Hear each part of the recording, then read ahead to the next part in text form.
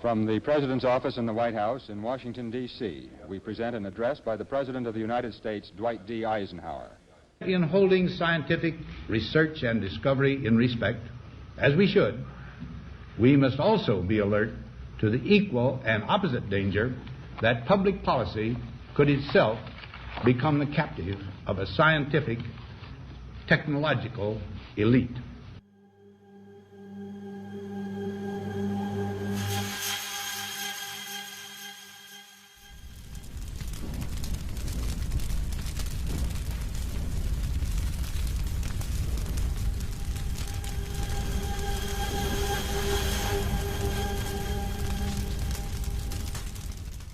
Wednesday, July 8th, 2020.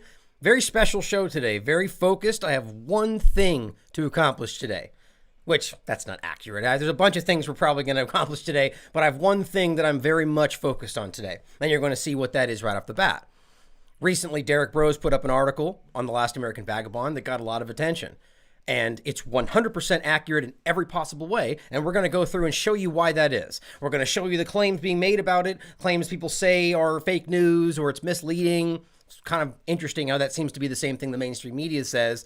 Weird how that's now being applied within the two-party paradigm, but I guess that's kind of always been there. But we're going to go over this topic today and show you why what happened in regard to Trump pulling out of the World Health Organization, but an action that happened before that, which is Trump endorsing Gavi, which nobody wanted to talk about at the time, which is a Gates-founded and predominantly funded organization for a vaccine alliance. And why the only point being made in this article is that's contradictory. And why right now we're seeing essentially a bait and switch where we're saying, well, we're getting rid of this World Health Organization while all of his supporters are going, yay, because Gates, bad guy, and that's Gates' thing, even though Gates is the next leading supporter of World Health Organization, funding them the most after the United States, which means when Trump pulls away, it essentially gives him more control. But we'll get into all this as we go through it. But the only thing being said within this article is that this is contradictory. And we show you the incidences of how it's being funded. It doesn't mean that Trump's the only one in the world funding Gavi. It doesn't mean that this was happening at the exact same moment as it happened with who. All this is described in the article.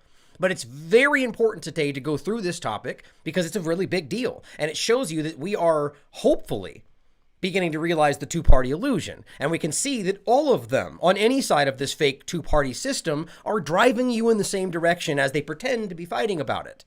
One says, well, these masks aren't needed. One says they have to be. But it's weird how the mask mandates keep happening, even though it's an inherently unconstitutional thing. And any president would have the right to stand up and say, no, you can't do that. But that's not happening. It's the states and that's their thing. What a bad Democrat, right? Divide, divide, divide. Well, he's the president of the people of this country, not just of the Republicans. So when you attack the Democrats, you're attacking half of the people that you're supposed to be representing, even if they don't agree with you, even if you hate them, or even if they hate you, I should say. The point is not to attack Trump, is to attack the idea of what this system is. The politics in this country, that is the political system that is off the rails, completely broken, non-existent, in my opinion. It's an illusion. And that was what this was meant to do. That's going to be the main point today. There's many other things we're going to touch on that tie in with it. But it's very important that we see all this. And the last thing I want to say before I get into the article to start is that I hope everybody knows that every single piece of anything that touches the Last American Vagabond or comes on this show is vetted by myself, as well as the authors themselves, right? So we have Derek Broze, who's writing an article who he vets extensively. And I have the utmost faith and complete trust in in Derek's ability to research. That's not based on my opinion. It's based on his past actions. His research and his efforts and his due diligence is bar none. I mean, that's why I wanted to work with these people. So then it comes to me, and then I vet everything that comes through here. Every link, every claim, it all goes through me before it goes out there, as an editor should do. Okay, the point being, all of these things were passed through me. That doesn't mean that I couldn't have been wrong, but the point of coming in today is to reassert the reality of this and show you that I'm not going to just, fly with these kind of back away because people are challenging it. We need to understand that this is legitimate and this is important, and what's happening needs to show us the reality of the situation. So let's get right into it today to start off with the idea that Donald Trump officially withdraws from the World Health Organization. Okay. Now, right off the bat, everyone in his sphere assumes, see, this is the best thing ever. Now, I've always said that this is a defunct organization that's completely politicized. Interestingly enough, primarily by the United States government. But either way you look at it today, I think it's a good move, especially if you believe that Trump is fighting that entity to pull away from something like this. Okay? But the problem is, if you're alternatively funding other things that are basically the exact same agenda and idea, it's an illusion. It's a shell game meant to deceive the people who think they can support this one person, right? And whether that was a left or a right or a Democrat, it doesn't matter. This thing has been happening forever. This is the same tactics, the same ploys, the same tools they use. That's why you can go back and look 40 years ago and notice, hey, they're using the same narratives. It looks like they're using the same ploys. Didn't that past president say that speech that this person's saying today? Over and over and over, right? The only difference is people have convinced themselves that this one person is different today. And every year they do that. This is the most important election of your lifetime. This person's going to change everything. Obama, hope and change, going to ruin everything. But it's not ever happening until we change them. That's what has to happen. One person's not going to change anything. But so this comes out, everybody cheers. Okay? And the same day when this was announced, Derek put out an article that he was already working on. Vaccine bait and switch. As millions pulled from World Health Organization, Trump gives billions to Gates-founded Gavi. None of that's inaccurate. Okay, so I'm going to go over, before I get into the article, I want to go over the things being said, and we're going to go through this entirely. I want you guys to understand this article and why it's very important. Now, the right off the bat, first of all, the very first things we saw from this entire thing were fake news, not real. Right? Everyone, all the commenters from QAnon, Trump supporters, and even people on other sides are saying this isn't real, this is fake news. That was the reflexive response until we go and say, oh, well, here's him actually saying that, which, by the way, we played it on this show before, right? The fake news was that Trump endorsed Gavi. He'll never do that. That's a Gates thing, right? Well, as I already showed you, this was on June 4th. And to be clear, one of the arguments is trying to make it sound like we're deceiving people by making it sound like this was something that was... The article has the details, okay? Everything in that headline is completely factual. The article goes into explicit detail about when this happened, why it happened, and how the chain of events went forward, right? So people that want to read the headline and act like it's misleading, as opposed to the fact that it's real and accurate, and that article goes through all the details of why it's accurate, is just a choice. So again, we can show you this so you can watch it for yourself. Gavi operates with great transparency, and Boris Johnson is somebody with tremendous respect. Gavi operates with great transparency, and Boris Johnson is somebody with tremendous respect for you and everything you do. He called, he said, do you think you could do something maybe around the Oval Office or right by the Oval Office? I said, why not? It happens to be right behind me. As the coronavirus has shown, there are no borders. It doesn't discriminate. It's mean, it's nasty, but we're going to all take care of it together. It's great to be partnering with you. We will work hard. We will work strong. Send my regards to Boris, and good luck. Let's get the answer. Gavi operates with great transparency. Forgot that they repeated. Now, first, we're going through this step by step, guys. There's a lot into this, okay? Now, as people in the chat are already saying, there's plenty of other examples, too. We're going to go into those after we get past the opening of how Trump is clearly tied to Gates and working with him in multiple ways, including Moncef Slaoui and on and on and on. And we're going to get to those. But I want to walk you through this as it developed because it's very important. Now, first of all, it's fake news, right? That was the claim. That didn't happen. He would never do that. And then, of course, there actually were some honest people online that when I showed them this clip, they go, wow, okay, wait a minute, I was wrong, right? And that's good. And I said, well, thank you for having a conversation about this, right? Okay, so he did have this conversation. He did endorse Gavi, which, by the way, should be, that's inherently contradictory to what they would say, but we're going to get into the nuance of the Q mind in this, and there's a 4D chess move happening here, even though there's no evidence to support that. It's a adult fantasy. But he did actually say this. Now, it says the U.S. aid echoes Trump's words, and this is just the tweet still, echoes his words, and is proud to be partnering with Gavi by committing $1.16 billion to protect people through vaccines. Now, we'll go through why it ends up being over $2 billion, but the point is, that's U.S. aid echoing him and saying that they're partnering with Gavi. That's the U.S. government. Okay. Now, the other argument is, well, that's U.S. aid. That's not Trump. Trump didn't do that. Well, the first thing to say is, let's not forget that this is the president. He's the leader of this country. Everything that happens when you're a real leader is your responsibility. Okay. So even if you want to pretend like he's not aware, which seems to, cast an interesting shadow on him about him just being unaware of what's going on around him. But I argue that's not the case. But even if you want to argue that, it is still his responsibility. 100%. So the argument would be that in the headline, it suggests that Trump did this and that's deceiving. Okay. Again, It is Trump, and I'll show you why. But just to address the first part, yes, it's U.S. aid. Okay, here's the actual, and by the way, this is directly from the Gavi website where you can see this endorsement. Now, here is what Robert F. Kennedy posted. Now, at first, Robert F. Kennedy Jr. posted this article on his Instagram. And then after he got pressure from people who followed him, he responded to some of them. Clearly, you can see. Here's what he said. I did a deep dive. The money is going through aid, so U.S. aid. So I'm not comfortable with the accuracy of the headline.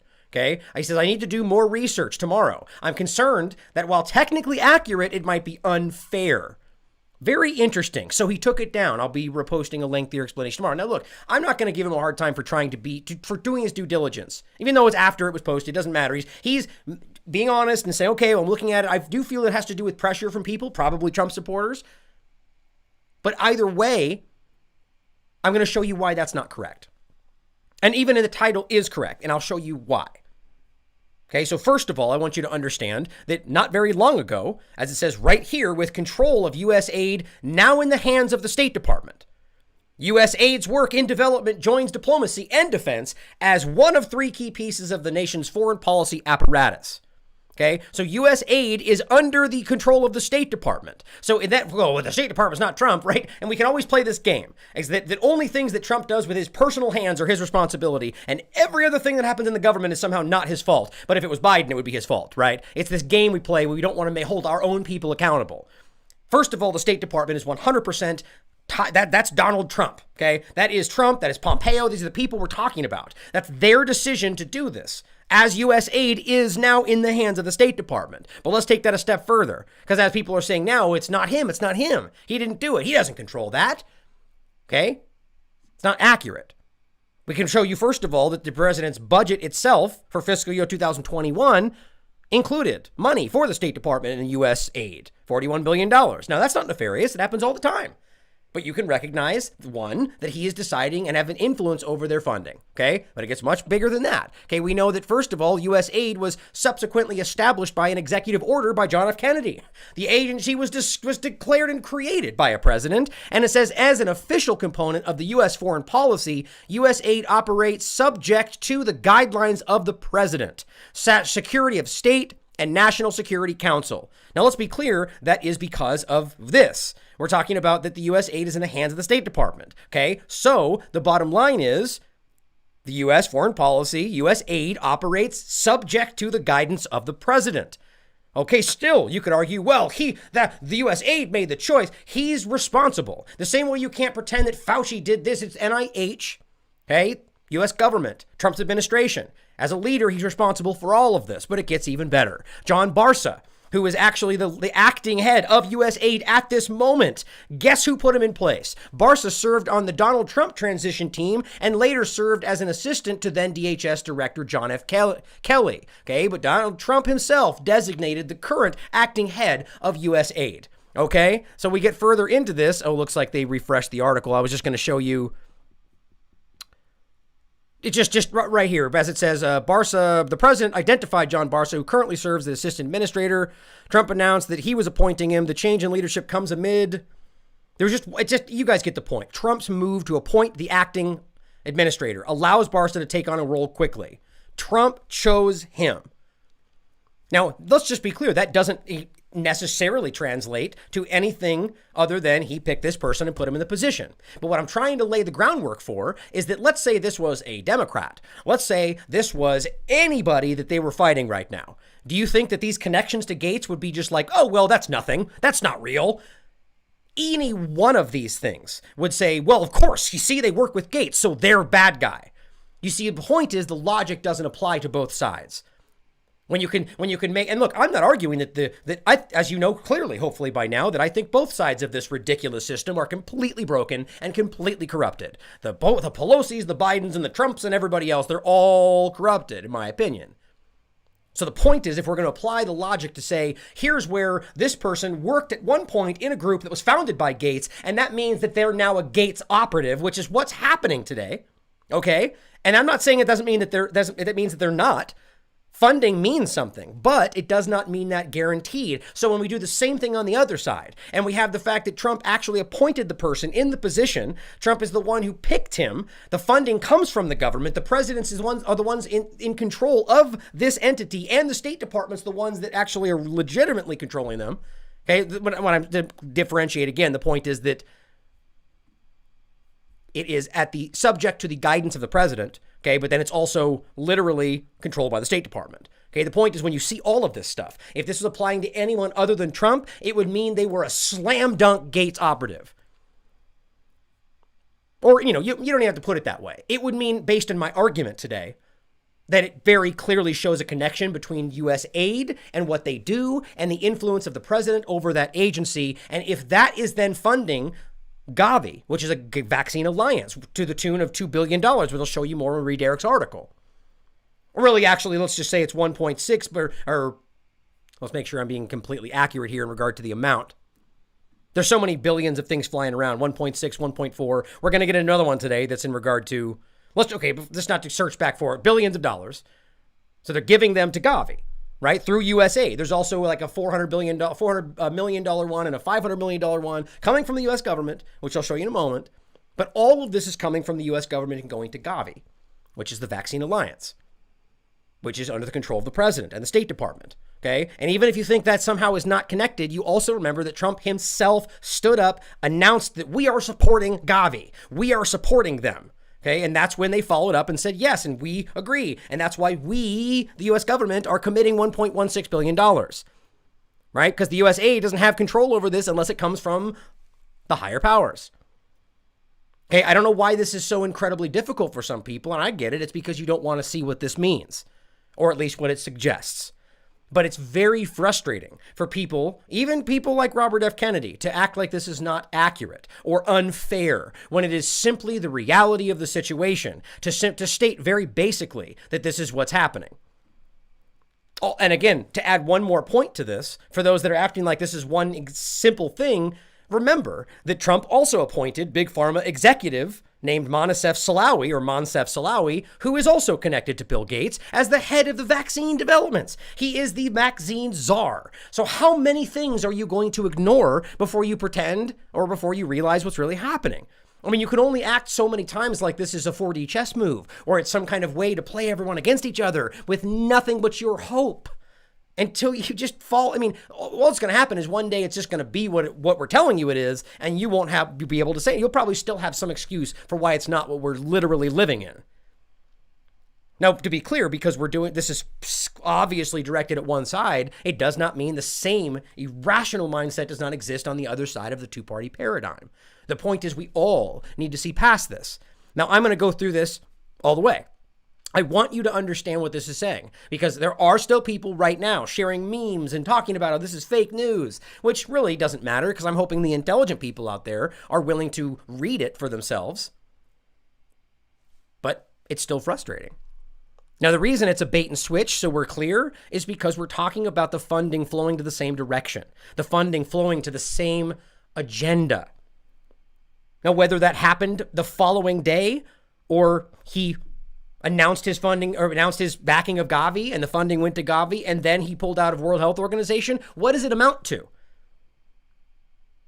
It amounts to the same thing. We're talking about funding the same agenda. It's a shell game, guys. Now, as it says, in mid-May, U.S. President Donald Trump announced that the U.S. would be ending their financial support for the World Health Organization.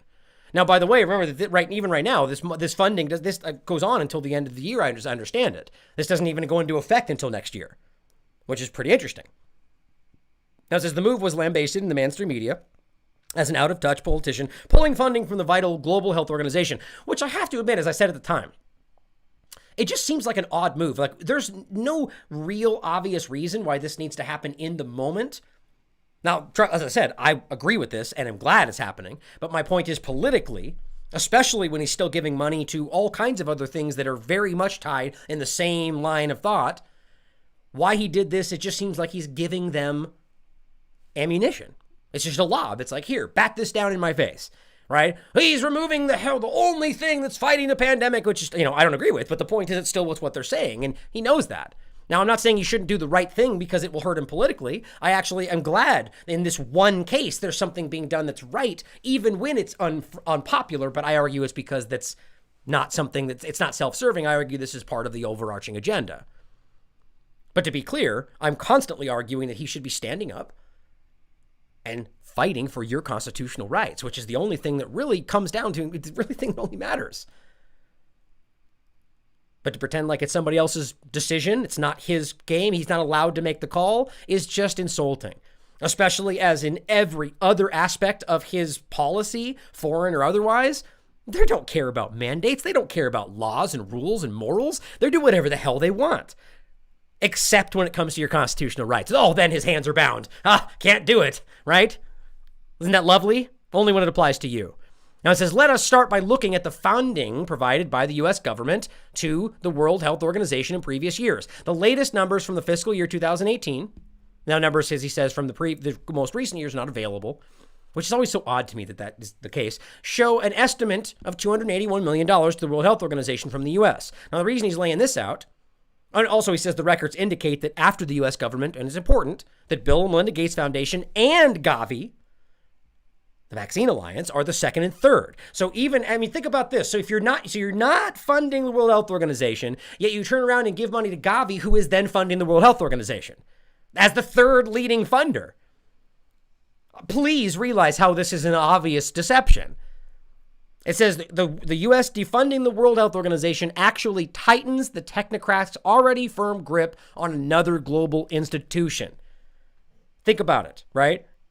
You could argue he's not aware of this, or this is something that they have a different opinion on, but this is clearly the reality. Bill Gates moves to number one, Gavi number two. And now they're basically the leading funding sources of the World Health Organization, which clearly has political clout around the world as they're pushing in global vaccinations, global digital passports, contact tracing, all these things. So you have to realize that even if you think he's doing what you want him to do, what he's actually accomplishing is the opposite of what you guys are screaming for. Now it says this means when Donald Trump stated that the U.S. will no longer fund the World Health Organization, the Gates Foundation and Gavi stepped in the top roles. Now Gavi was founded and largely funded by the Bill and Melinda Gates Foundation in 2000. Either way, Bill Gates is the top donor and will continue to expand his influence and dominance in global health policy. Now I just have to point out again how ridiculous it is that even the endorsement of Gavi is just excused as some kind of there must be some move that we don't see because I've convinced myself that he'll never do something like this, right? That's a childish mentality. It really is, because you're literally just grasping at some kind of thing, literally anything you can make up to justify an action that you know is not okay. Now, I'm not saying you shouldn't hope that he does something right or that there is an answer behind it, but you don't say it like that. You don't say there's an answer. This is what's happening. You're all fake news because he wouldn't do this. That is irrational because you're pushing your opinion as fact because you're just too desperate to see what's really happening in front of you. Now, this is not meant to be an attack to the people out there that are very much still Trump supporters, but at the same time open to these different perspectives because there's a lot of these out there. And that mostly those are the people we're trying to reach, the people that can see through it, but are still holding on to the two-party illusion. Now, it says either way, Bill Gates is the top donor. That's what I said. As reported in part 2, which again, you guys should really make sure and read. As reported in part 2 of my Bill Gates investigation, in 2010, the Bill and Melinda Gates Foundation launched the Decade of Vaccines and called for a global vaccine action plan. Since that time, they've only grown their network and influence on people like World Health Organization, Gavi, and other organizations in order to shape public health policy in a way that reaps benefits for them. By the way, I just completely skipped over the reality. Hey, brand new website, right? I meant to say that and I just forgot. The brand new website's up today, everybody, so you guys can see it for yourself. It's a whole new look. It's hopefully better in every way. So I hope you guys will see that. There shouldn't be, if you see anything that looks weird or different or glitchy, let me know. But I think it looks great. Now, while Trump supporters viewed the U.S. withdrawal from WHO financing as a win for nationalism or a black eye for the globalists, the truth is a bit more nuanced, as it tends to be. In early June, the Trump administration declared support for Gavi to the tune of $1.16 billion U.S. donation. Now, just to be clear, he's very clear about the reality that this was in June. Okay? That's important because that's one of the leading ideas that they're somehow suggesting, as if that even changes the reality of the situation, first of all, but like that we're trying to claim that this happened in conjunction with one another. Now, understand, I can see how you might want to take that perception from the title, but the title, when read with the information that's being presented, is completely true, right? That's what's happening. Now, it says Trump's support for Gavi came via the first ever virtual global vaccine summit. And this is the one we just played you. It says, at the summit, Gavi surpassed the goal of 7.4 and got actually 8.8 billion, securing commitments from most major nations around the world. So again, another one. No, we didn't suggest only Trump was doing this, but yes, I've seen that claim already spreading about why we're fake news. Now, Gavi even received a $5 million donation from the Rockefeller Foundation. So just keep piling on the obvious, the very things that we think we're supposed to be screaming about, and yet they're clearly working in the same vein, like funding the same projects. Let's try to, please explain how that is some 4D chess move. Right. And I'm actually going to get to one of the arguments about why they think that. Now, Gavi stated that the funding will go to routine immunization programs and will also help a public-private partnership play a major role in the rollout of a future COVID-19 vaccine. Right. That's the point. Now, more than 25 heads of state, 50 leaders of international agencies, NGOs, private industry attended the fundraising event. That says U.S. Security Secretary, Guterres, stated that the vaccines would not be enough and instead called for global solidarity to ensure that every person everywhere gets access to the vaccine. I actually don't even think I have this up today, but they've already been calling for a global reset. Right? They're openly calling for it. The UN and all these bodies are all saying we need to use this to globally reset. Oh, you mean exactly what we told you, what this was probably the plan? And they all said, you're a crazy conspiracy theory. That's not happening. And here we are, as they literally call for a global reset and reimagining of our world. Yeah, it's just amazing to me that we can like, I'm not saying that we have like a foggy version of it. We straight up exactly said that's what will happen. And here we are. And yet we're still crazy conspiracy theorists. Do you not realize how incredible that is? But you know what? Not just because it's this channel, but literally pat yourselves on the back right now for being one of the people that are smart enough to see that illusion. Because it's so ridiculous to me that we can't see that. Some of us. Now, Guterres also noted that our individual health depends on our collective health. Oh, there it is. None of us are safe until all of us are safe. Right? You're either with us or you're against us. It's the same old thing on repeat, right? Now, it was at this global vaccine summit where a pre-recorded message from Trump, which you already saw, was played. During the speech, he said very clearly, it is great to be partnering with you. Okay, so he is partnering with Gavi, Trump, his administration, and USAID, and giving them $1.16 billion, which the president is control of. So I'm not seeing what is fake about this. Trump also called COVID-19 mean and nasty. Trump's support for Gavi was echoed on the Twitter account for the United States, which a U.S. aid agency, which I already showed you. Now, it was actually U.S. aid who first announced the pledge in February.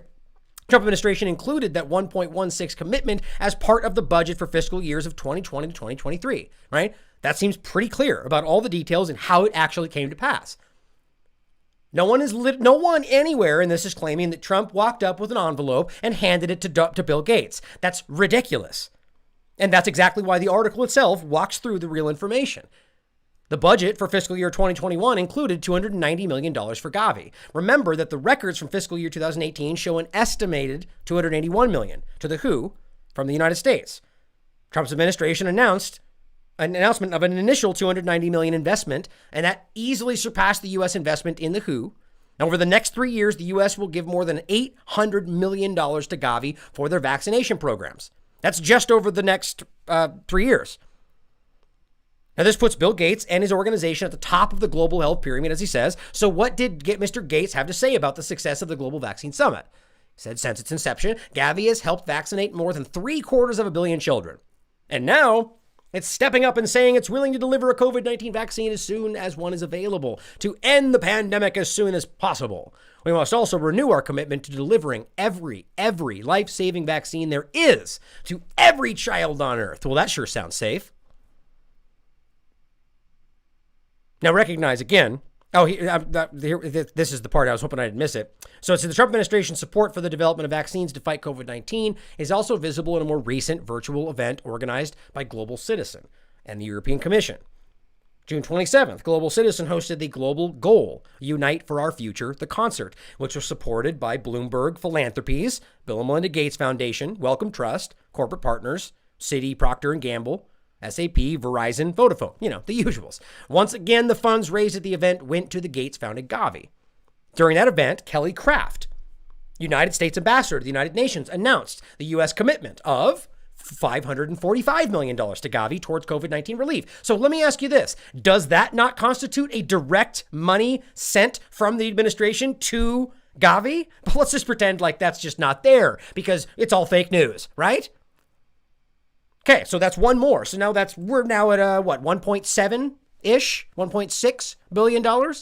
As a May 2020 virtual summit, also organized by the European Commission, the Trump administration committed to giving another $775 million in emergency health, humanitarian, economic, and development aid for governments, international organizations, and charities fighting the pandemic. At this same event, the Bill and Melinda Gates Foundation contributed $125 million. Hey, these are the same summits we're talking about for Gavi towards COVID-19 efforts. Okay, so look, if you're even at the argument that this wasn't directly from the Trump administration, it still doesn't hold water. But that's not even the argument I'm trying to make. I'm not trying to literally say it came from Trump's hands. What I'm trying to say is that this administration is doing it, is taking an action that is 100% contradictory to, one, what they think he accomplished with leaving the World Health Organization, and two, contradicts literally everything that his supporters believe that he's fighting right now. And I'm hoping that will break through to them to show them that that doesn't mean that I believe he's a part of the problem, but that doesn't mean that's the case. It could also just mean that he's been threatened. It could mean that he's being fooled or tricked or deceived by somebody. It could be that he thinks he's doing the right thing and it's wrong. Now, I'm only giving you that out because I want people to get past it and see the reality. I don't care why you think it. Just realize the two-party system is broken. It was never meant to work. It's always been broken. And it's the deceptive tool to keep you lost in fighting each other. That's what I'm hoping this will accomplish. Now, at the end of the point is that either way, Gates wins. Taken together, the May payment of $775 million, the early June announcement of $1.16 billion, and the late June gift of $545 million, these taxpayer-funded investments will provide abundant resources for Gavi and subsequently the Bill and Melinda Gates Foundation. These funds easily outweigh the paltry $281 million the U.S. was giving to the World Health Organization. That is what it boils down to. Right there, guys. It's not hard to miss. Even if you think he didn't realize, or even if you think that's not what he tried to do, that's what on paper it comes down to. And I'm really just hoping that we can see that. Now, understand, taxpayer dollars. Okay, so even those that are thinking this is some kind of a ploy and he's doing this because he's trying to play them against each other, you're still giving your tax dollars to support the production and the agenda around these vaccines. And you have to live with that. And I also thought about this today. What if you believe that Donald Trump is doing this and secretly fighting them and somehow doesn't succeed, right? So you set the stage for them because you're playing 4D chess. And then somehow you don't accomplish the final move. Then all of a sudden, Congress votes in all of these bills and mandatory vaccinations and mandatory masks. And suddenly, even when he was actually trying to fight them, that didn't work. And now we're stuck with it. I mean, I don't for a second think that's what's happening, but realize even in a situation where you think he's doing what you think he is, if you're setting the stage for them in a very weird, surreptitious way to make them think that you're with them, it's very possible that could just end up being the way it goes. Especially if he fails. I'm bending over backwards to try to make this make sense for anybody to see the reality. He says it's important to understand that the World Health Organization is a part of the United Nations, which itself is an intergovernmental organization that is attempting to replace nation states as we know them today in favor of global governance schemes. Now, interestingly enough, Trump being one of the leading, at least at the time, driving this idea of nationalism, of America first, right? Of not the opposite of globalism, right? Except that everything he has led and done is leading that direction. Everything, all of it, all of the agendas, all of the wars, all of the invasions, all of the bombings, all of the burnings of wheat crops and occupations of wheat oil fields and coups in Bolivia, wherever, all of it is leading towards the globalist agenda. You may pretend like those moves are some kind of a way he's playing against them. It doesn't matter. You're still pushing their agenda in their chosen direction. That is what's happening. Now it says Gavi is a public-private partnership, which these are very alarming situations that have become this push for what we all need, right? The blending of government with so fascism, right? We want fascism because that helps us succeed.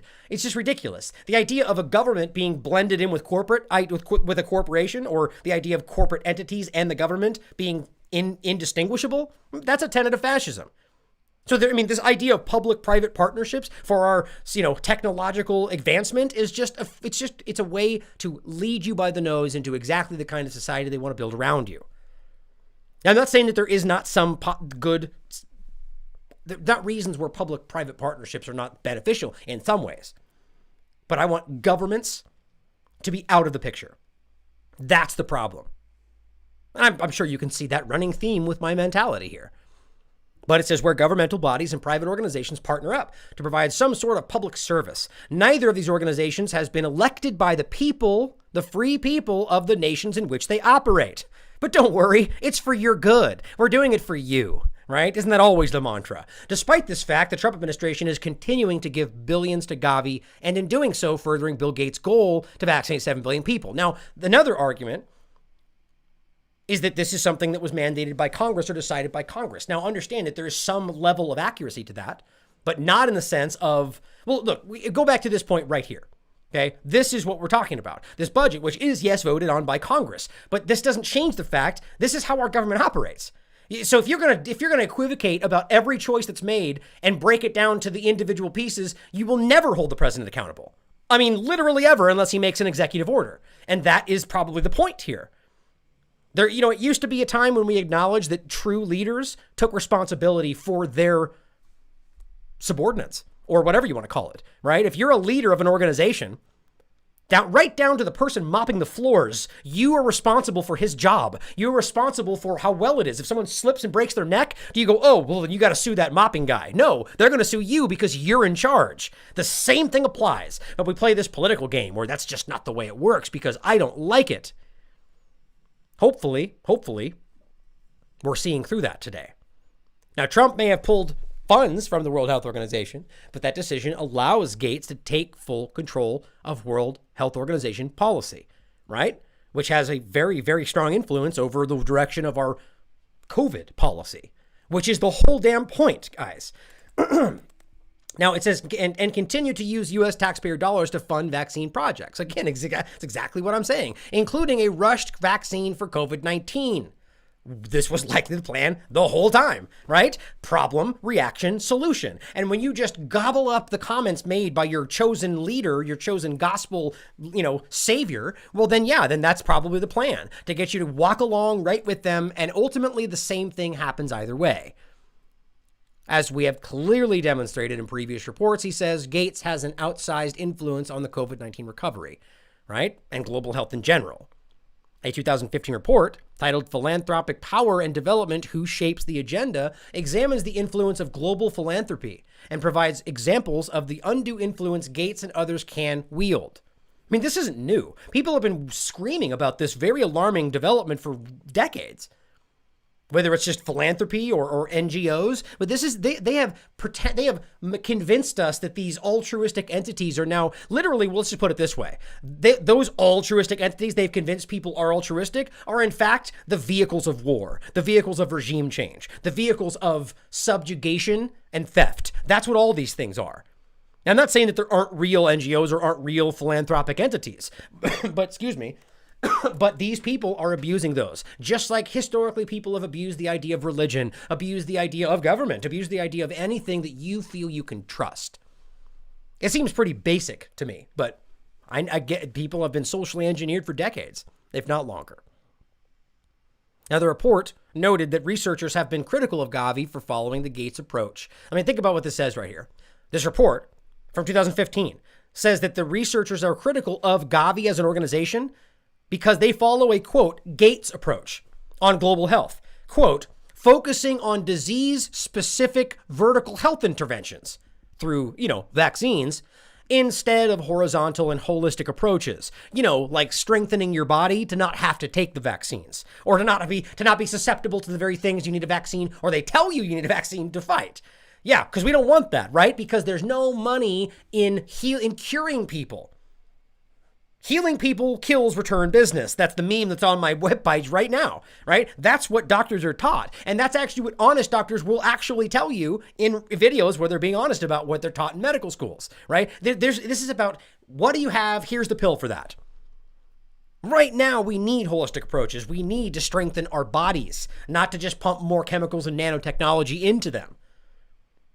But that's what's happening. The Gates approach through Gavi, which the U.S. government is completely behind now, is driving that bus. Further, in May 2019, Gavi CEO Seth Berkley referred to anti-vaccine sentiment as a disease. Right? So 4D chess or not, you're funding that. That needs to be censored from the internet. So now you don't even have a right to say those things based on a person that is the CEO of Gavi. I just don't see how you can spin this. Berkeley's statements are perfectly in line with Bill Gates' vision and larger agenda of eugenics. The public cannot be allowed to question the safety of vaccines, no matter how rushed they are, or if they're experimental, if they've never been tested, or if they've never even succeeded before, right? But sure, you don't get to question it. You don't get to question the legitimacy of your authoritarian technocratic dictators, right? You don't get that. But you're free, though. Keep saying it. You're free. I'm free. This is why the Trump administration appoints a big pharma lackey to head Operation Warp Speed. Trump's plan, which was to fast-track the development of vaccines for COVID-19. Again, that's a really risky 4D chess move if that's what you think it is. In May, Trump appointed Moncef Slaoui, a former executive with vaccine maker GlaxoSmithKline, to serve in a volunteer position, assisted by Army General Gustave Perna, to the commander of the United States Army Material Command. By the way, I found this really interesting. I was like, did you misspell material? And I looked it up, and no, that's what the Army uses as their word for material, at least as it applies to this command structure. I just thought to myself, how ridiculous. Can't you just put an A in there and make it the real word? No, the Army has their own version of material. And maybe there's an explanation for that, but I just thought it was humorous. But if you look it up, the Army Material Command, spelled with an E, and you look up the word, even under the Army's term, it's the Army's word for material. I just thought that was so stupid. That's a perfect microcosm of what the Army is and what our government is. But it says, according to the Trump administration, Operation Warp Speed program is focusing on 4 vaccines with the hopes of testing and producing 100 million doses by October 2020, 200 million by December, 300 million by January, right? So yeah, enough to, vaccinate the whole country over. Right, okay, so we shouldn't be afraid of that. Even because he didn't tell you it was going to be mandatory, even as they're rolling out all the things that make this thing essentially mandatory, all of the contact tracing and all of the digital passports, right? The things that we know, and I'm going to get to in a moment, are working right now. They're actually in the process of. Same argument. Billions of dollars invested in this, but we're going to pretend like it won't work. And they'll tell you it won't work unless we get mass adoption, but we're going to pretend like they're just going to leave it up to you. Now it says, once again, fingerprints are all over the situation. Slaoui himself has a long history with the Bill and Melinda Gates Foundation, sitting on the boards of companies that are connected to the organization itself. But let's pretend like, none of this matters, right? None of this matters, as we literally know that the State Department is in control of the U.S. aid, which is funding Gavi, which we know that is budgets created by the president, which is obvious information, which is operating subject to the guidance of the president, and the literal person running the entire organization was somebody who was on his transition team and who he appointed himself. Pretty interesting, wouldn't you say? Now, right out, just those things I think are pretty damn clear. Now, am I crazy? I think that seems pretty damn obvious. And I think that this point is an important one, right? What we're talking about is a very big deal, not because it applies to Trump alone, because it applies to the government. What the real issue that we should be dealing with today. Now, I want to go over quickly before we go on to some of the topics, some of the arguments. Now, as always, I'm not trying to disparage, which I shouldn't say as always. There are times when my goal is to call somebody out because they do something I think is ridiculous. They attack me. But this isn't meant to necessarily call this person out. What I'm trying to point out is this is the kind of logic we're getting in regard to the response to this, as opposed to saying, okay, wow, well, I have to look into this because I don't believe that, or I don't want it to be true, and I don't believe he would do that. But no. First, as I said, remember, it was fake news. Not even true, which then morphed into, oh, but wait, I guess it's real, but here's why that doesn't apply. Okay, so if it was fake first, without due diligence, are we going to trust their second assessment? Probably not a good idea, right? But if it's not fake news, and even they realize that, that's why the new argument is that it's just misleading. Well, it's not totally accurate because it's, and here we'll show you why. He says, no, it's a good thing, apparently. He's doing this to play Bill Gates and the WHO against each other. Hashtag QAnons. Think about that. The idea, there's nothing that backs that up. So what you're doing is you're projecting your chosen and preferred intentions on the action without anything to back it up. That's called that's an adult fairy tale. That's your imagination, right? You're choosing to pretend that he has intentions that you don't know and you could never prove. Just because some post somewhere says something that we believe this, Q says this, doesn't mean anything. There's nothing to back it up. To play them against each other by funding their organizations doesn't make sense. But yeah, I guess we'll just have to wait and see, which seems to be the mantra. Trust the plan, wait and see, because then we'll be able to take action once it's already here. Yes, totally lines up. It's blind faith that this is not what we're saying it is. And that is incredibly dangerous. I'm always willing to accept that I could be wrong. Seemingly the other side just simply can't do that in regard to this specific argument, right? Because there's always plenty of sides. Here's another one where this person says, I did research on this and it's fake news. I suggest you do the same.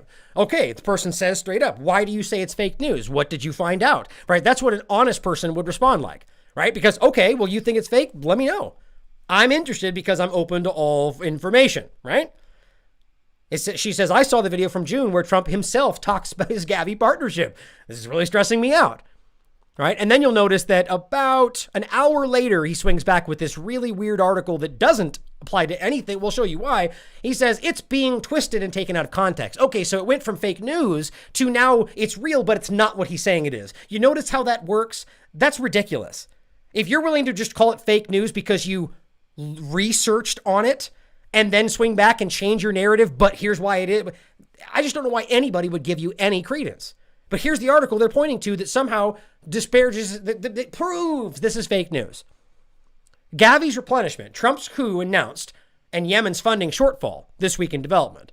Now, this is actually interesting. I'm going to point that out at the end because it applies to something in a moment. But nothing in here challenges anything we just said. Literally everything in this paragraph, which this right here is about the Gavi part. This gets down to removing from the World Health Organization, and this talks about Yemen. Okay. Now, all of this is exactly what I just told you. Like, you know why? Because Derek did his due diligence and he's reporting what that is for you on the article. So none of that challenges it, but yet he's pointing to this as it's fake news because, you know why? Because he is arguing against what he thinks we're trying to say, as opposed to what we're actually saying. Isn't that fun? So he's saying that you're suggesting this. Well, did I say that? And that's why here you go, because that's not what happened. That is what the two-party system accomplishes.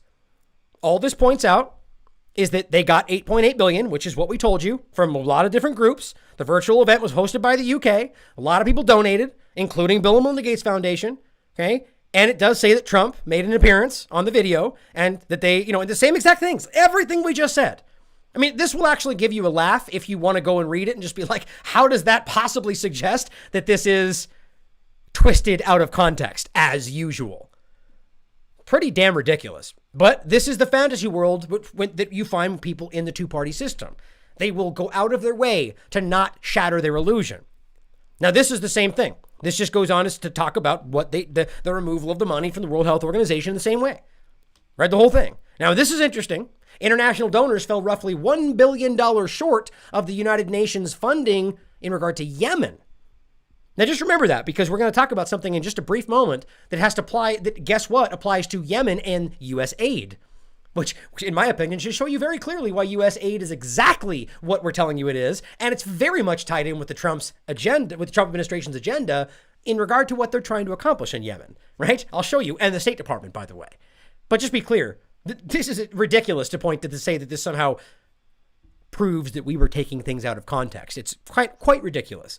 But then we take one step forward to right now, where the 7th Operation Warp Speed, which is Donald Trump's administration, the title for their rapid escalation of vaccine production, which is totally safe. Not at all. In fact, it's very dangerous. In fact, it's everything about this is the opposite of what safety would entail. I mean, everything from the proper safety precautions, from anything, even including the fact that they've never even used this on people and they've never even made one successfully, but somehow magically they were able to do it this time. Wonder why, right? Decades they've been trying to do this exact thing and failing over and over and over. And now suddenly it worked. Hey, what do you know? Well, just what a coincidence. But guess what? Operation Warp Speed gave Novavax $1.6 billion for a COVID vaccine, right? But let's pretend like this is all 4D chess and these things aren't coming your way, right? There are a lot of people that support Donald Trump who would argue that vaccines are good, or even say that we need this because this is bad. But Trump never said it was mandatory, and I'm not saying he did. All I've ever said was that if you're building the situation, which, by the way, is already being built with the support of the Trump administration, which is things like contact tracing, things like the digital passports, things like any number of examples of technological advancements around COVID that we've already talked about on this show. The idea is that he is supporting the direction of this vaccine. $1.6 billion for a COVID vaccine. And then the situation around it they're building will make it mandatory, even if it's not mandatory. As I've already said. Well, and that's actually not the right way to say that, because as I made a point the other day, the word mandatory just means required by rule or law. If there's an exemption to the mandatory act, it doesn't mean it's not mandatory. It just means that there's an exemption to that mandatory act.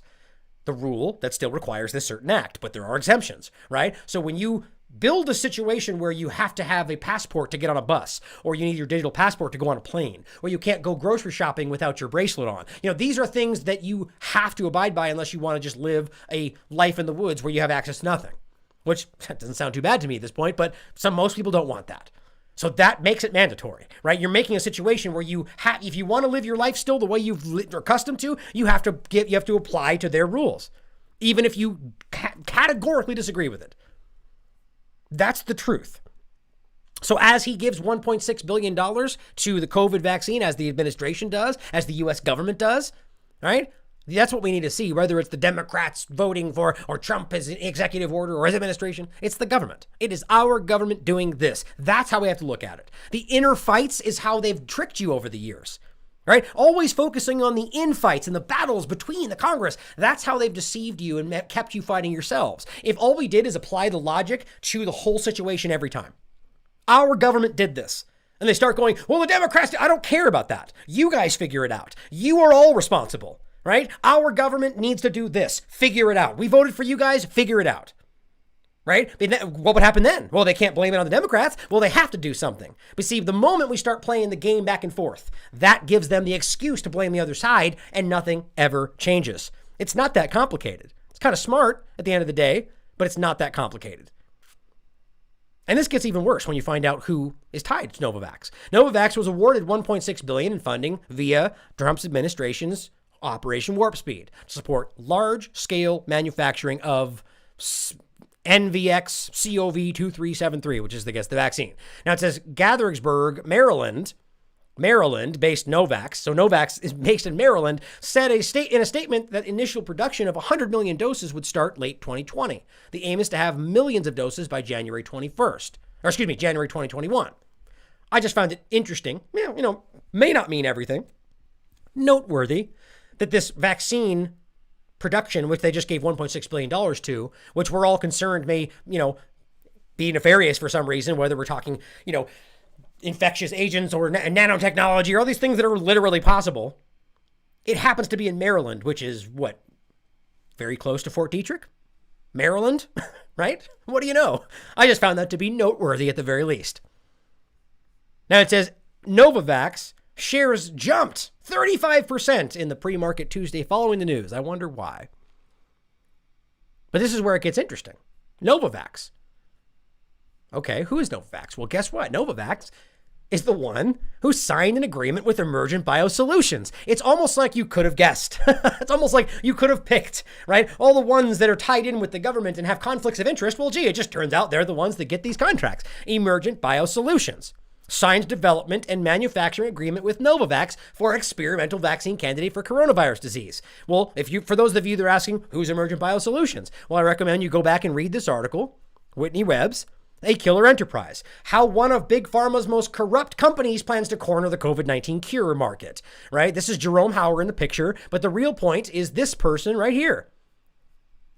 Robert Kadlec, the person who is right now the Assistant Secretary for Health and Human Services, the person who is right now in charge, individually in charge, solely in charge of the National Strategic Stockpile. This person used to be in charge of Emergent Biosolutions, but yet now he's working for the government. That's called revolving door, right? We talk about this all the damn time.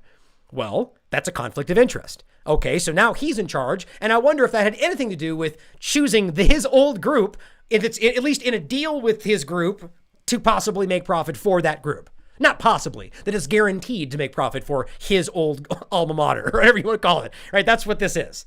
And it's a joke. This is a sick, disgusting, incestuous crossover revolving door corruption joke. All of it. Now, we've talked about Jerome Hauer, 9/11. I mean, all these people are just the usual suspect neocon 9/11 gang, all of them. I mean, just his whole administration is just a gangbuster crack full of every single person we've talked about in regard. Like, if you watch James Corbett's 9/11 document, every single one of them are tied to him in some way. Whether it's Rudy Giuliani or, it's a joke. But at the end of the day, in this specific context, I want to understand that Donald Trump's administration just gave Novavax $1.6 billion. And there's a conflict of interest right in the core of his group. I wonder if remember back even in 9/11, remember that oh gosh, I'm going to forget his name and that's going to drive me crazy. Rumsfeld made I believe it was $5 million at the time because he had stocks in Gilead Sciences, which was the one involved with the anthrax vaccine. Right? That same vaccine that they forced out because even though they knew it was dangerous and then they lost a lawsuit like that because they proved that they knew it was dangerous and did it anyway. Yeah. And he still made $5 million. That's a villain, guys. That is disgusting. Not only is it a conflict of interest which shouldn't have been allowed, but that's where we are again, once again, from conflicts of interest like Moncef Slaoui and GlaxoSmithKline and Moderna and selling his shares after they made a statement. I mean, it's a ridiculous cross joke everywhere. All of these situations.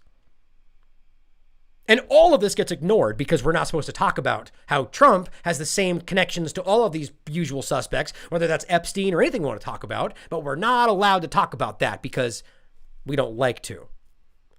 It's quite frustrating. But remember that this is something that's being built. Even if you think it's a 4D chess move and it's not really happening and it's going to be some other way or some other move, he's going to play them against each other. Recognize that doesn't explain why these things are literally being instituted now. Right, the digital passports that are supposed to be hypothetical and conspiracy theory. I just told you about this. The cyber tech company signed a technology deal to supply 50 million COVID passes to 15 different countries.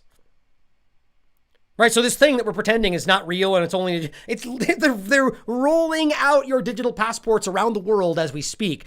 Think about, one of these things, which is a highly technological thing with biometric. We're going to pretend, let's just say this thing cost $500, which is probably a way dramatic undershoot. $500 a pop. They're selling 50 million of these things. Are we going to pretend like that much money is just a hypothetical, that they're going to risk that much money based on your whims? No, this is being rolled out. It's being rolled out here. It's being rolled out everywhere because Trump's administration and every other group involved with this is supporting this move. Because your digital passport, you're directly violating Constitution, or this act that directly violates your constitutional rights is being supported by the group that pretend they're standing up for your rights. Any of them. And when I say the group, I mean your government. It's outrageous, but it's happening. As this person also points out under our tweet, contracts are already in place for the pre-filled syringes that we already told you about, right? That can include an RFID chip to track when and where someone received the experimental vaccine, right? I mean, I bring this up every time because it's actually the best example of showing you, but here's AppEject. Here's the actual website. Here's the video that they still have up on their website. And you can see quite clearly I show this every time I bring up AppEject. This is their RFID chip vaccine. It shows it very clearly. Oh, here, I gotta see the other picture right there. RFID. And there's actually, you can hear them when you unmute it. But the point is, it's not injectable, but it's on there and it's the same idea. They're tracking you, your biometrics, who's had it, whether your family's had it. This is how this works. So the point is, what she's pointing out in her tweet, and by the way, thank you great shout out here. This is a good thing to include, is that this deal was made a long time ago. May 12th. May 12th, DoD awards a $138 million contract enabling pre-filled syringes for future COVID-19. Now, again, that doesn't necessarily translate into exactly that happening. But the point is, all of this is being built around you. And if you're going to pretend like it's only just an illusion because he's fighting against Gates, it's just an adult fantasy. Now, I hope to God that I'm wrong. I truly hope that I'm wrong, that I'm misreading this. And if the time comes where he does all the things they swear he's doing, I will stand up and publicly say I was completely wrong. And I'm so glad that I was wrong, because I'm not fighting against a political movement. I'm fighting for you and what is best for you. And if Trump did all the things they say he's trying to do, then that would be best for you. But I just have no evidence of any kind to suggest that's actually happening. And evidence is kind of necessary in this line of work. Well, here's another example. Estonia built one of the world's most advanced digital societies during COVID-19. Oh, weird. That's such a perfect time. Never let a good crisis go to waste, right? Or that was the whole damn point.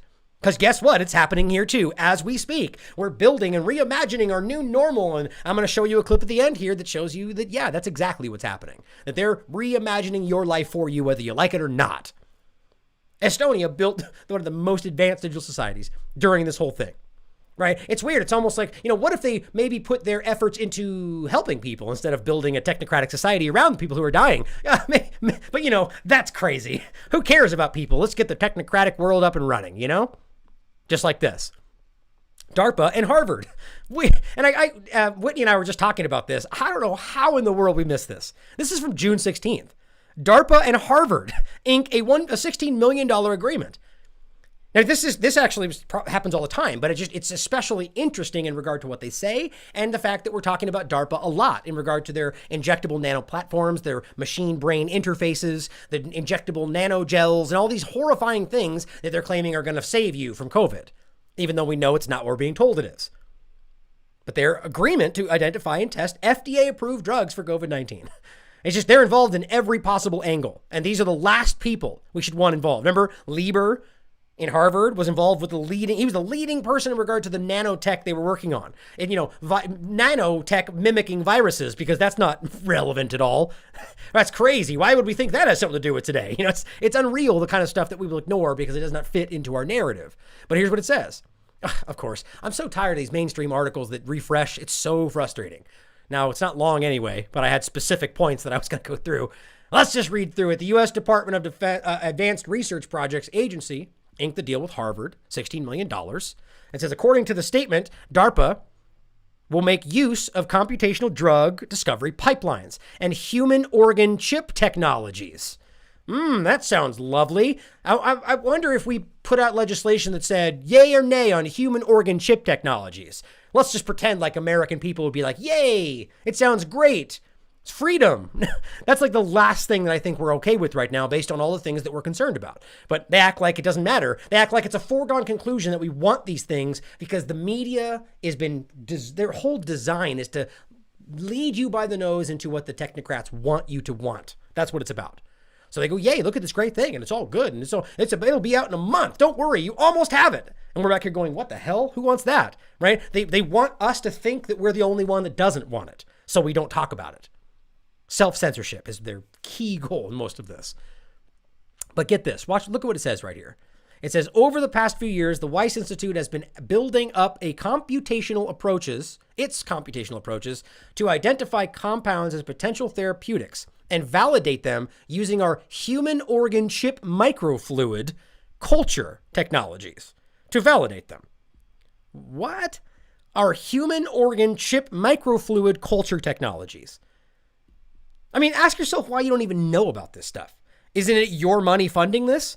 They don't care. They don't care one iota about what you think about any of this stuff. He says, but the emergence of COVID-19 has really galvanized us to quickly integrate all of our capabilities and bring full force to bear on the challenge. Or it's a perfect opportunity to rush in everything that we don't want because you can say COVID-19 and everybody shuts up. Isn't that the most horrifying thing? I mean, we're talking human organ chip microfluid.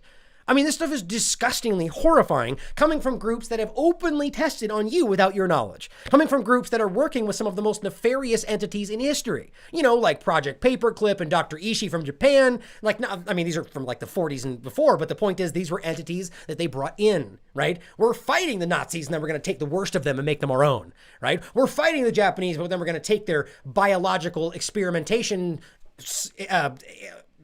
what's the word I'm looking for? I guess entities. Outfits, organizations, or that's not the word I'm looking for, but you know, like a military outfit, right? That's what they were. Dr. Ishii in Japan was essentially did some of the most horrifying things you could imagine. It's on record. Live experiments on living patients using biotechnology, or rather just biomaterial, you know, bioweapons, testing viruses and manipulating people. And they fought these bad guys and then said, hey, we're going to hire you. Let's give me all of your data because we're not like that. Ridiculous. All this is easily validated, and I did a whole show about this. Just so this is the kind of stuff that we should not be okay with. Our history here is not something that should make you sit well when they talk about these kind of things. But this is what's building. Trusting it or not, your technocratic future is being decided whether you'd make a decision about it or not. Is that what it looks like to be a free human being? Is that all it takes? Well, you're in danger, so shut up. Right? You're right. You have rights, except you're right up until we tell you you're in danger, and then they don't matter anymore. Oh, you mean I'm in danger? No, we're telling you you're in danger, so they don't matter anymore. Oh, okay. I get it. Don't try to look and find the danger. Just believe us that you're in danger. So now your rights are removed, but we'll give them back to you when the danger's gone. Oh, we won't be gone when we tell you it's gone. Oh, okay. That sounds like a free society. Guess what? Big news. And this is actually big news. I removed some of the other foreign policy points today, simply because I wanted this to be the focus, but this was the one I wanted to include because it ties in with U.S. aid, but I will follow up on some of these other ones tomorrow. But this is crazy. Think about how this reflects on the U.S. aid discussion, okay? Because we know that the agenda in Yemen from the U.S. government is clearly being driven by Donald Trump, as he has openly supported the agenda there, openly. Completely backing Saudi, giving them weapons, selling them. I mean, every part of this has been tied in with the U.S. agenda. Now, regardless of when it started, Donald Trump has actively exacerbated this problem. It is the world's worst humanitarian crisis. Now, it says big news. The Yemeni authorities in the capital, Sana'a, are starting an investigation into U.S. aid and its activities in Yemen, based on newly released material indicating that the U.S. aid supplied arms and weaponry to al-Qaeda affiliated groups. You know what? I 100% believe that because they've done it before, and that's what they're made to do. Groups like the NAD and the U.S. aid are literally Trojan horses. They are vessels for regime change under the guise of helping people, exactly like U.S. foreign policy. That's literally what they do. That doesn't mean that's what Americans want. It doesn't mean that's what has to happen. It simply means that that's what our governments have lied to us about and surreptitiously accomplished. Now think about this. If U.S. aid is supplying weaponry to al-Qaeda in Yemen, and that's exactly what Donald Trump's administration is driving over there, including Saudi Arabia, which I've shown you, continue to show you, that the organization, the political group that the U.S. government, Mike Pompeo and Trump, want to put back in power in Yemen, right this moment, you can look it up, has 3 different people on his administration that are currently on U.S. terrorist watch lists. Do you not realize how stupid that is? That they're saying, we're fighting al-Qaeda. And every year on 9/11, they talk about how, no, al-Qaeda bombed us. And we leave out Taliban now because we're supposed to be dealing with them. You know, so ridiculous. And I lost my train of thought. Anyway, this is something that continues to bother me. And we pretend that we're fighting these very groups and then arm them and fund them. Oh, the point was that Mahdi, or Hadi, excuse me, his last name is Hadi, Hadi, is the so-called president. There was a puppet by the U.S. government that the Houthis, with the support of Yemen, removed. They want him in power because that's their puppet. Just like they put a puppet in Bolivia, they tried to put a puppet in Syria, they tried to put a puppet in Venezuela, they put a puppet in most countries in South America. They're trying to put him back in place. And the point is that right now, the person they want there has 3 different al-Qaeda groups, or rather just people on terrorist watch lists for the United States that they want to put in power. Are we really going to pretend like they're not secretly, quote unquote, secretly supporting ISIS and al-Qaeda? They are the groups that they're using to overthrow countries and justify their illegal invasions. If you don't see this by now, you're just choosing to ignore the obvious data. Ben Swann has done entire documentaries, and it's so incredibly obvious to see, unequivocally, So as we see U.S. aid supplying weapons, as they're claiming, to Al-Qaeda on the ground, and that's going along with what they've already been doing, it's another example of why this is just an extension of the U.S. government agenda, which means, and as we already showed you, that the presidency has control over what happens here. Or at the very least, very clear influence, input. So when we fund Gavi with our tax dollars, then that's a Donald Trump responsibility. Or Obama, or Bush, or whoever is in that position. And of course, on that same note, guess what? As Ahmed from Mint Press News points out, revealed Saudi Arabia tripled its theft of Yemen's oil and amid price war with Russia. Right, because they've learned from the U.S. government it's okay to steal oil as long as we scream freedom and say we're the good guy. Totally okay, right? Look at what he's doing in Syria. He's fighting for freedom over there, so we're going to fight for freedom in Yemen by stealing their oil. This is 100% accurate, by the way, and of course it's been ongoing. They're stealing everything. They're literally robbing this country. They are starving this country into the ground.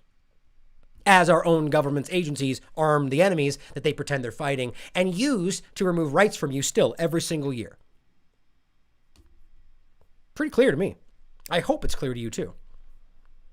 But on a last couple of notes here, just to end on a COVID-19 discussion, I think it's important for us to realize another article from Zero Hedge, crunch time arrives, and was everybody wrong about the coronavirus? The answer is yes. Well, at the very least, based on the data we're looking at now. Long story short, we had these graphs where we said, oh my God, the cases are going up, which by the way, we know why, because they told us very clearly that they were going to start calling headaches and locations COVID positive or probable. And then they said, if you die with COVID probable without a test, well, then they mark it down as a COVID case. Okay, so we've got all these cases. Or rather a death, I should say. But the point is that all those are cases, probable or otherwise. Cases are rising, not deaths, right? Oh my God, the cases are rising. Okay, they said, well, once this follows up, well, then the deaths will start rising up again because it's a little bit behind. Okay, that makes sense. Well, the point of the article is to say, well, guess what? That didn't happen, right? Here we are. The cases keep going up because they keep lying to us about every damn thing they can. And guess what? The deaths kind of stay the same. You know what that means? It means we're being deceived. That's my take. Hopefully you'll come to your own. But based on every other thing we've shown you, for those that are only seeing this right now and you haven't seen any other work we've done, I'm not only relying on this one graph. We have extensively gone through all of the information about why they do things and how they call them deaths and the money that comes in for putting them on the death certificate. We've gone through all of it. This just simply adds on top of that. That now, even based on their own assessments that we will see a rise in deaths, it hasn't happened. But that doesn't mean that we won't see it because they lie about that too, in my opinion. But at the end of the day, we're still at a point where it's shockingly clear that we're not dealing with what they're telling us they are, or that we are. And yet they're still pushing further the other direction. And Trump is still allowing it to happen. Because if it's unconstitutional, he has every right to stand up and say no. State or otherwise. Now, in an alternative situation, an alternate reality, let's say that a local governor passed a law about the Second Amendment, or, well, that's a bad example because that's a constitutional thing. Let's just say it's some arbitrary law that Trump disagrees with, but it was done legally and the people voted for it. If Trump stands up and says, I won't allow that, that's not okay. He doesn't have the right to do that because there are states' rights. But if that was a bill that was directly challenging the Constitution, which means it's repugnant, and they were forcing that on members of America, of America, they're forcing it on Americans. He has every right in the world to stand up and say, I won't allow that because it's not constitutional. That is the one thing that we should, but at the end of the day, it's an easy game to say, well, anything good that happens, it's all because he's leading us. Anything bad that happens, those Democrat governors, even as Republicans are doing the same thing too. But the idea is that he has every right to, and he should be, if he actually is going to fight for the Constitution. Now, that's not to say that it might not happen, but I would argue, why is it not happening now as people are suffering? Politics versus your suffering, But at the end of the day, it's not right. And we're seeing that. And yet it's still going forward. More lockdowns, more mask mandates, right? More across the board of this stuff. And you know why? It's because they're still trying to scare you. World Health Organization acknowledged evidence emerging of airborne spread. Now, I don't know why I'm not saying this isn't true. I'm saying that I don't know why in the world we would take anything from these people, whether it's the U.S. government, the World Health Organization, the CDC, the Chinese government, the Russian government, anybody. I don't know why we would take anything at face value. I mean, do you know how many times the World Health Organization has already been wildly incorrect? Which is actually expected when information is developing. But that's not, this is why you don't come out and say, here's the truth, now lock yourself down. You come out and say, here's our assessment, right? Here's what we think based on the evidence.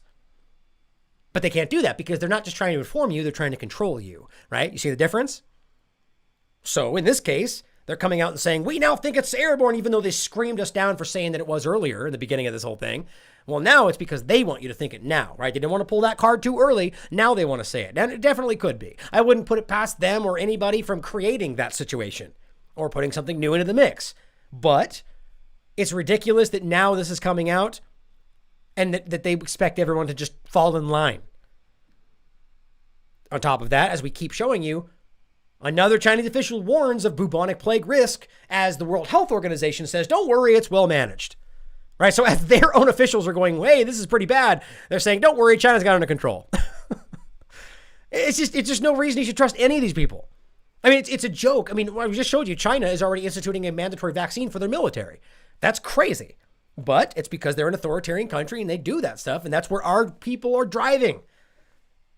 As they scream China bad guy, they go, look at how well they handled this whole thing. And they force in the same mechanisms. It's pretty outlandish, but the whole thing of a new plague or swine flu is just the next possible use. Or maybe both simultaneously. Well, we're still dealing with the end of COVID, but now we got this new thing, and got to keep wearing the mask, got to keep locked down. It's just they're building the scenario where on a whim they can open their mouths and you have to do what they say. That's not how this works. You don't get to create think about it. I mean, the same logic is to suggest that all they had to say in the past was, oh, we have an incoming terrorist threat. We just got information. Everybody go in your homes, lockdown. You're not allowed to leave, right? You have to wear your gas mask because we think they're going to bomb us with gas or sarin gas. It's the same thing. And are we supposed to just drop our lives and listen to them who have lied to us about everything else before this because they say so? No, we're not. That's not how this works. Now, just because you're more fearful of the idea of a virus because they've continually engineered that into your mind over these dystopian movies and blockbuster films over the process of decades, not to say that there's not dangerous, but that's what they've done. Well, now they just get to say virus and you have to run inside. Happily self-quarantine. Which is a joke because that's what's happening in places now. They're saying, we are asking people to self-quarantine. And if they don't, there's a $4,000 fine. Well, you're neither asking nor are they self-quarantining. You are mandating quarantine. But they don't want to use that verbiage because it sounds bad. Right? And here's the president of Brazil saying he has COVID-19. Or they scraped something that they tested at a PCR test, and it was the same thing they scraped in the beginning, which doesn't necessarily mean that it's COVID-19 or anything we think it is. Because you know why? As we keep saying, they have never isolated this. Easy to show. As Kaufman said, and I've had him on my show, they scraped something. I just showed the same thing from the National Health Services guy in the UK. Said the same thing. They didn't test it properly because they didn't do Koch's postulates. What they did, it didn't work. So they changed what they said needed to be done. That's dishonest. They changed the test so they got the result they wanted. That's not how science works. So they are testing for this moving forward. So he tested for whatever they said they found. Could be exosomes caused by all kinds of different things for all we know. And here we are. So I'm going to end today with a video that I want you to watch. Now, actually, I was going to stop it and play it through. It's about 5 minutes long. One, because it's a combination of two different videos. One is Boris Johnson recently speaking at the UN, and another one is a clip from a documentary that someone shared with me called The Corporation, and it's really interesting. But I feel like we're good at 1 hour 18, and I don't want to break this up that much longer. And I also wanted to play them and kind of break it because technically I know I'm probably going to get a copyright strike from the documentary for playing this. It's about a 3-minute block straight and they'll probably hit me with that, but whatever. Not monetizing this channel anyway, so who ultimately cares? But I'm going to play this all the way through and I want you to end with this and hopefully just stick around and actually watch this video because this is Boris Johnson talking about exactly what we tell you they're not, that what people argue is a conspiracy theory. The idea that this reimagining of our new future with nanotechnology and brain to machine interfaces and all the things that he outlines and says that this is where we're going, right? And how this is the idea of, mapping our genome and understanding all of this. And then ends with a clip from this documentary that shows you why that's where we are. and how what they're doing is essentially monetizing your genetic makeup and controlling it, patenting it, which is really alarming. And it shows you why that's not, that should be the last thing we ever should have allowed. And once that changed, fast track to where we are right now and realize there was a reason that happened. This has been planned and cultivated for a very long time. Now, hopefully some of this stuff today really resonated and you guys saw the truth of that article and what we're talking about and how this is a contradiction. And those that didn't, I'll try again tomorrow. I love you all. Thank you for being here, as always. Question everything. As I say that, before I leave, I'm going to add this in. I just realized I had it on the window. That doesn't mean I have to explain it, but I want to make sure it just plays all the way through for you guys. So I'm going to make sure I put this in real quick. And as always, I should make sure I point out, all the links are in the show notes. It will be in the link. There's a link in the show notes, which takes you to an article that has all the links in it because YouTube censors based on links in your show notes now. But this full video will be in the show notes for you to watch. And I recommend you do because I cut it into the parts I wanted you to see. But that doesn't mean there's, and it's not deceptive in any way. It's only because it's an hour or 40-minute speech, and I wanted you to see these certain parts. But please take time to watch the full video because he does start it by kind of giving you a cry, a rallying cry about why technology is a good thing, and it can be, and why ultimately it's about these people that are anti-science that just don't want to believe that these things are for good. But to suggest that they're always, no matter what, inherently good is just childish. And you have to know that he knows that that's not real because we've seen our own history and we're smarter than that. So again, I love you all. Thank you for being here. As always, question everything. Come to your own conclusions. Stay vigilant. And there are today people who are still actually anti-science.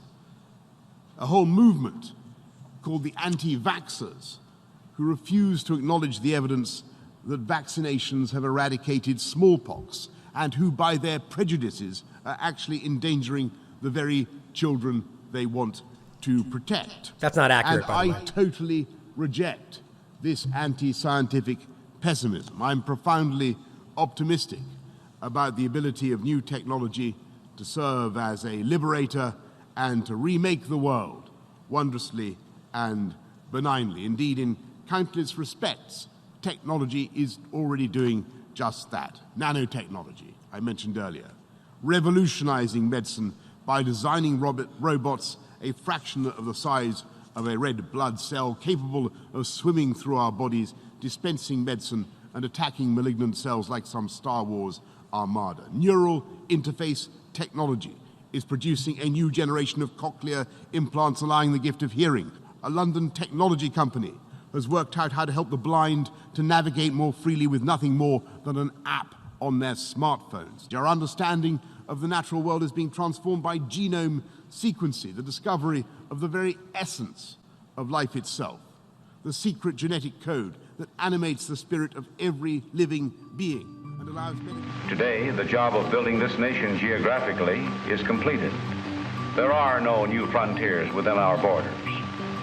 So, to what new horizons can we look now? Where are tomorrow's opportunities? What's ahead for you, for your children? The frontiers of the future are not on any map. They are in the test tubes and laboratories of the great industries.